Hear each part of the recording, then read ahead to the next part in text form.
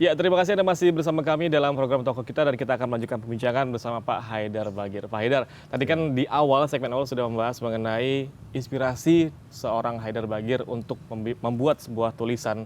Itu adalah orang tua, itu motivasi paling utama. Nah, kalau tokoh inspiratif sendiri dalam menulis siapa sih Pak? Jadi pertama begini, saya ini kan nulisnya non-fiksi ya, bukan tulisan fiksi. Nah, jadi bagi saya yang menarik itu tentu penulis-penulis yang dari segi konten tulisannya itu betul-betul mengesankan bagi saya. Ya.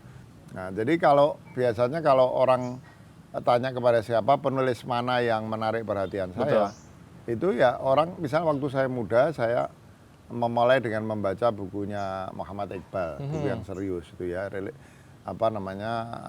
Reconstruction of Religious Thought in Islam. Iqbal menulis sangat menarik.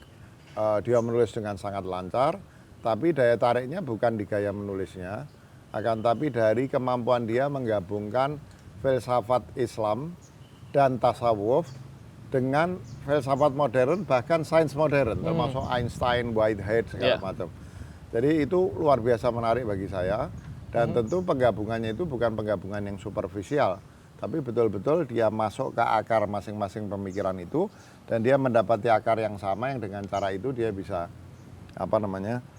dia bisa asimilasikan untuk mendapatkan kesimpulan-kesimpulan yang baru. Kemudian kalau saya membaca cerpen, membaca novel juga ya, mungkin karena minat saya pada tasawuf, pada filsafat, tapi cerpen-cerpen yang menarik buat saya itu adalah cerpen-cerpen yang memang sangat imajinatif, kadang-kadang agak surrealistik. Karena non-fiksi tadi Pak ya? Iya, saya misalnya barusan saya tadi sambil nunggu makan, saya buka-buka kumpulan cerpennya Pak Sitor Situmorang. Itu memang dahsyat, Sitor Situmorang, Iwan Simatupang, kemudian Pramudia Anantatur. Itu kan betul-betul kayak kalau kita baca mereka itu kebawa ke dalam buku itu ya. Ke dalam buku itu dan kepada satu alam yang berbeda. Kita dibawa ke satu alam yang berbeda. Nah, itu mungkin tasawuf itu, di dalam tasawuf itu peran imajinasi luar biasa. Karena itu, dan kalau saya membaca tasawuf, saya juga dibawa ke satu alam yang bukan alam dunia ini. Nah, kalau kita mau bicara dari segi cerpen atau sastra, ya saya lebih tertarik pada tulisan-tulisan sastra. Berarti bisa dikatakan penulis imajinatif akan berhasil ketika pembacanya bisa masuk ke dalam buku itu berarti Pak? Iya, pasti. Jadi kalau dia bisa mengangkat kita terbang bersama dia kepada dunia yang dia uraikan di bukunya, itu kalau di antara sastrawan muslim misalnya kita kenal ada Pak Kunto Wijoyo, ya. Ada lagi sastrawan kita misalnya Budi Dharma.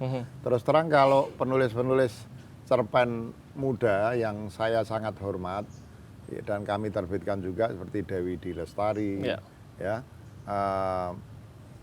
dan beberapa penulis yang ini, saya nggak terlalu ngikutin. Saya nggak ngikutin, tapi bukan berarti saya menganggap kualitasnya lebih rendah, tapi ya mungkin karena saya ini orang tua, selera saya betapapun juga selera zaman old. Iya, kira-kira gitu. Yang penting kreativitas tetap zaman now gitu Pak ya? Oh ya, kalau itu nggak bisa kalau kita, terutama kalau kita terlibat di bisnis atau kita terlibat dalam kegiatan-kegiatan yang konkret. Kalau kita ketinggalan zaman, ya harus selalu mengikuti zaman. Bisa, kita akan ketinggalan. Baik, ini terkait zaman Pak Haidar. Kalau kita flashback dikit ke background seorang Haidar Bagir, sebenarnya background kuliah itu apa sih Pak? Kok bisa sampai, apa ada hubungannya juga dengan menulis? Ya, kuliah saya zigzag. Zigzag maksudnya Pak? Jadi pertama kalau nulis itu saya sudah suka nulis. Waktu SMA saya ditunjuk tanpa melamar. Tanpa melamar. Oleh guru saya untuk mewakili sekolah saya waktu itu ikut dalam sayembara menulis seluruh Jawa Tengah. Saya tidak juara, ya. Tidak juara? Tidak juara, tapi di situ saya mengetahui bahwa saya punya kemampuan menulis, ya. Jadi dari SMA saya sudah suka menulis memang. Kemudian ketika kuliah, itu saya kuliah di ITB, awalnya di Teknik Industri ITB. Saya aktif di Masjid Salman, senang ke perpustakaan. Akhirnya ditarik untuk menjadi salah satu redaktor dari sebuah majalah Islam namanya Pustaka. Majalah Pustaka waktu itu, oplahnya itu sudah mendekati majalah Prisma kalau ada yang tahu, LP3ES. Saya sempat majalah tahu, sangat Pak. serius. Aha. Saya redaktur di situ, jadi saya mulai nulis, banyak baca gitu ya. Kuliah di ITB. Ketika selesai kuliah di ITB, saya mendirikan Mizan, mengembangkan Mizan. Oh, saya ini orangnya agak bosenan. Ya. Setelah 6 Oh, tahun zigzag tadi berarti ya. setelah 6 tahun saya berpikir Aha. ngapain lagi saya. Mizannya sudah mulai gelinding. Aha. Nah, minat saya terhadap pemikiran Islam makin kuat. Akhirnya saya telepon Pak Quraisy Shihab. Pak Quraisy rektor waktu itu kalau nggak salah, saya lupa sudah rektor atau belum. Saya bilang, Pak Quraisy, saya kepengen kuliah S2 di IAIN waktu itu. Bisa nggak? Oh bisa. Ada itu kelas untuk lulusan non IAIN. Ya. Saya mendaftar, diterima. Untuk di fakultas Waktu itu studi Islam. studi Islam, baik. Saya kira sampai hari ini saya masih satu-satunya lulusan ITB yang kuliah di. Karena tidak ada hubungan ya Pak tadi ke Nggak industri ada. ya, lanjut ke S2-nya. Ya, dan tesnya juga Baik. menerjemahkan buku bahasa Arab Aha. segala macam. Tapi karena sedikit banyak saya sejak kecil belajar bahasa Arab. Ya. Jadi akhirnya meskipun mungkin nilai saya tidak bagus-bagus amat, saya diterima pada waktu itu. Oh, alhamdulillah. Sejak itu saya lebih banyak Konsen ke sana. studi Islam tuh Aha. paskanya direkturnya Pak Harun Nasution. Pak Ya. Harun Nasution itu memang concernnya pemikiran Islam. Mhm. Nah, dari situ saya merasa saya harus jalan terus. Saya mendaftar beasiswa waktu itu Fulbright sama ada beasiswa pemerintah, saya lupa apa. Alhamdulillah dua-dua diterima. Baik. Saya pilih Fulbright, saya pilih Harvard University, saya diterima. Setelah itu mau keluar negeri lagi tapi sudah Dan majoring in ya filosofi Filosofi. and mysticism. Oke. Meskipun saya masuknya jurusannya namanya Center for Middle Eastern Studies. Tapi saya ngambil dari jurusan filsafat, Baik. ngambil dari Near Eastern Language and Civilization, dari berbagai jurusan dengan konsentrasi pada filsafat dan mistisisme. Terus saya kerja bosan lagi, bosan saya lagi. pengen sekolah lagi. Oke. Cuman waktu itu nggak terpikir sekolah di luar negeri karena semangat sudah tidak sebesar itu. Ya. Saya mendaftar ke UI, tapi kepengen juga keluar negeri. Research saya, research di Indiana University di Baik. Bloomington di Departemen History and Philosophy of Science. Saya research setahun, saya selesaikan doktor saya tetap di bidang pemikiran Islam khususnya filsafat. Berarti dan bisa dikatakan, mistisisme. mohon maaf, untuk S1-nya tidak ada hubungannya Pak ya untuk ITB di Satunya awal ya? saya pakai bisnis. Oh, dipakai untuk bisnis, Iya, oke. Karena kan jurusan saya teknik industri. Aha. Teknik industri itu kan basically itu persoalan manajemen. Betul. Nah, saya belajar marketing, How to manage organisasi, ya Pak ya berarti operation research, segala macam itu yang bermanfaat besar untuk marketing, itu yang bermanfaat besar untuk bisnis. Baik, ini kan dengan segala macam pengalaman yang Pak Haidar punya nih, ada pesan nggak sih Pak untuk anak-anak khususnya zaman-zaman milenial saat ini, konsep pengajaran yang tepat itu seperti apa sebenarnya Pak?